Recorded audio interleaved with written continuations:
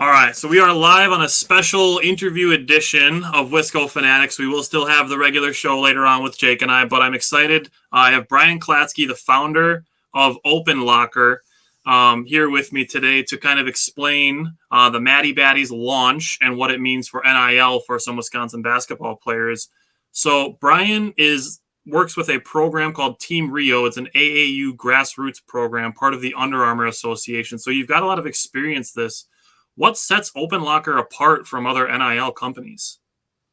Well, thanks for having me today. So, for me, it's been the journey of grassroots basketball for, over 10 years now. And as we were getting close to NIL legislation back in July of 21, I had always was thinking about what's a way to, connect athletes with this new world we're entering. And that's sort of where the whole Open Locker concept came together. What we're about is, building full team programs. It's not about just cherry picking one guy off a roster. It's really about connecting the fan base with those athletes and building a community around it. It's also putting a fan base on steroids with NIL. And it's very important for me as a grassroots basketball director and coach is about the chemistry in the locker room.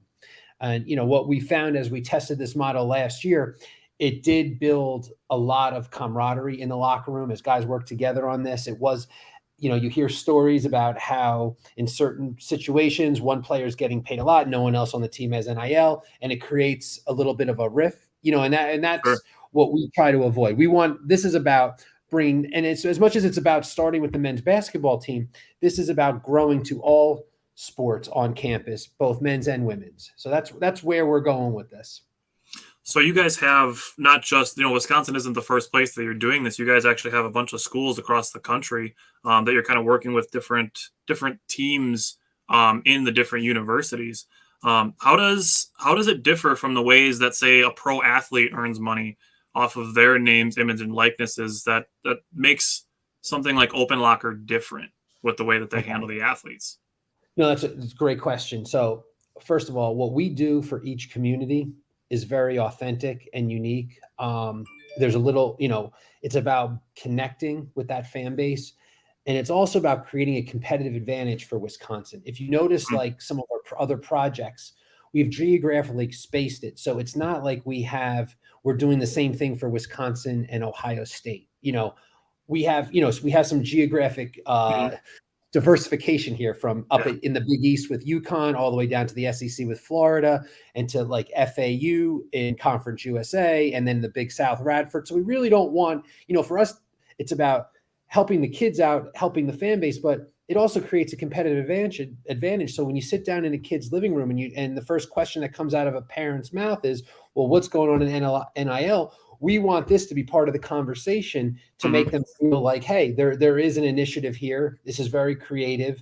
And this is a non-exclusive deal. It doesn't prohibit kids from doing anything else. Right.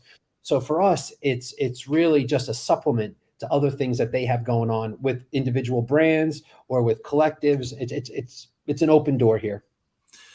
And I think the biggest thing that I've noticed so far is that you guys are very adamant on most of the revenue going to the players themselves and not just a small percentage. Is that something you guys have always been foundational with? It was. And, the most popular NIL deal in the space today is probably the jersey deal with, Fanatics. I don't want to go into the details around that, but what a player's royalty rate on a jersey versus their royalty rate on a collectible like this is, we're opposite ends of the spectrum. And that's what's exciting for the athlete. And what we found is that when the fans know that the money is going directly to the player, they can select who, like if their third grade son loves Connor and they want to get to know Connor, they want to collect Connor's rookie card, and they want to do these things, like they can do that directly. And they know that, hey, here's a kid in college, a few extra dollars, it's being directed to him. It's not going through licensing. And that's part of the reason why we have chosen at this point in most of our projects not to co-license marks and logos, because once we start going down that path, that just takes more of the pie away from the student. So on our end, it's getting really creative with our art, with our brand building, and creating this unique community of fans that support their athletes. And that's where we come to Maddy Baddyz. Yeah, I think that's one of the coolest parts about it is that if you are, say, a fan specifically of one player, then you can go and you can directly support them almost in the way like a booster would, but it's more specific and you get something back from it as a collectible. So today marks the launch of, like you said, Maddy Baddyz. What can Badger fans look for on the first day of the site up and running today? Well, for us, it's really, it's the autographed collectible cards. They're platinum cards, same size as an American Express, same touch and feel. And each card comes autographed by that player. It's a limited series of 100. So they become, we hope they become rare and collectible. Then the fun part is that as much as it is a card, it also comes with a digital component as well that acts as an access pass. And that access pass, has a lot of potential for us. What we'd like to do is have a camp, a meet and greet where you bring, your card unlocks your access to that, whether it's tailgates before games, whether it's entering in drawings for free tickets. It's all those things as we build this community. And what I really like the most about this model is it gives us the ability to connect with local merchants. And I'll give you just a quick example of what I mean by that. And these are all things that we'll layer on as the community grows. So let's just say Connor's favorite restaurant has a pizza place in town that he wants to work with. If that local pizza place wanted to be in the arena, it would be almost a 6-figure deal to be on the scoreboard, to have all kinds of giveaways around that. So here through NIL and this type of community, we can do sort of micro merchant deals where that pizza place can pay an NIL sponsorship fee to Connor. And in turn, that card can get you a discount at the pizza place. But in the end, let's just say they promo that any night Connor scores 20, you get a free pizza the next day, and you bring in Connor's card. So that's really the power of unlocking this collectible side, is the connecting it in the community and with merchants. And we also can do it, with national merchants too. One of the things we'll announce in the next week is we'll offer buying any collectible, you'll be able to go to redeem a free Chipotle burrito. Different things like that, are part of what's coming here. And as this grows, this is really just, we're still in batting practice. We're not at the first inning yet. All these additional layers will come as we add additional sports and put the full rosters together in Maddy Baddyz. I think that's a really interesting part of it, and I think that's something that can definitely incentivize the digital part of it. Is something that that you have players that obviously you're cheering for because you're part of that fan base, but it just adds an extra wrinkle. I think the closest thing to that is probably the steal a base, steal a taco that MLB does in the World Series. Other than that, I don't know that there's really any of that going on, that somebody could be, hey, if Tyler Wall has a double-double, we get free cheese curds from Culver's tomorrow. Like stuff like that, I think is really cool. Like the athletes can tell us what their favorite merchants are, and we then can do the work for them and go help bring a deal together. We have found in other places that the merchants love it, because I'll just give you a quick SEC example. Like in the SEC right now, Chick-fil-A has a deal where any opposing team misses 2 consecutive free throws, you get a free Chick-fil-A sandwich, right? That's a multi-million-dollar deal. But at the end of the day, the restaurants and the merchants in town, they can't afford that size of a deal. Right. And this gives us the ability to connect them where they can drive traffic to their stores and make it a fun way to sort of gamify the collectible and reward that fan. So that's where we talk about engagement and the cool things we can do. That I think that's where it separates us from just buying a traditional basketball, baseball card. Yeah, I think that's definitely interesting too, because I mean, if you could potentially build on that and say there's a hometown restaurant that Connor Essegian, who back in his hometown was his favorite place to eat at, and then everybody in his hometown is excited to watch and potentially get 10% off at a pizza place in town. That's a really cool and a really interesting side of the NIL part that I really don't think is being explored, and I definitely don't think it's something that Wisconsin fans have seen. So I know that there's some other incentives that you guys have mentioned as well with purchasing things for the Maddy Baddyz collectibles. and the Big Ten tournament. What's the deal there? Well, this is actually a chapter out of the Mattress Mac book. You know, a lot of people that are familiar with Mattress Mac and his furniture gallery promotions in Texas, where if the Astros win the World Series, they'll refund your furniture purchases. We were sort of bringing that to NIL here, where if you purchase any one of the players' collectibles and they go ahead and win the Big Ten tournament, we will refund the purchases, but the players will still continue to keep their proceeds. So that is something where, depending, the way Mattress Mac promos it, we would be honored and thrilled for them to refund that money. It would be, it'd be great for everybody. It just creates another level of utility to joining the community. Yeah, and it's just another reason to support the teams. Like we on the Wisco Fanatics show, we advocate for optimism and positivity. So, we ask the question, even though the Badgers have struggled at times, what could it possibly hurt to support through the Big Ten? Now, if you're a fan of Connor Essegian and you buy his collectible and you have the digital part of it, now you just have an extra reason for the Badgers to want to win the Big Ten, because then you get your money back and Connor Essegian still gets to make some cash for himself.